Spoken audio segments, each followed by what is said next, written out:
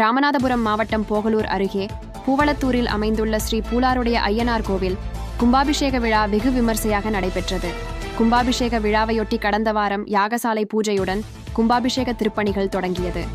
தொடர்ந்து புனித நதிகளிலிருந்து புனித நீர் எடுத்து வரப்பட்டு கணபதி ஹோமம், தன பூஜை, கோபூஜை, மகாலட்சுமி ஹோமம் உள்ளிட்ட சிறப்பு அபிஷேகங்கள் செய்யப்பட்டது.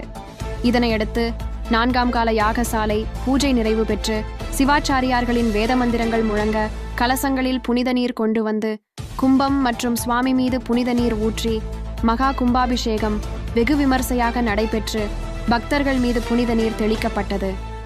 தொடர்ந்து பூலாருடைய ஐயனார் மற்றும் பரிவார தெய்வங்களுக்கு சிறப்பு அலங்காரம் செய்யப்பட்டு பால், தயிர், சந்தனம், பன்னீர் உள்ளிட்ட திரவிய பொடிகளால் சிறப்பு அபிஷேகங்கள் செய்யப்பட்டு மகாதீபாராதனை காண்பிக்கப்பட்டது.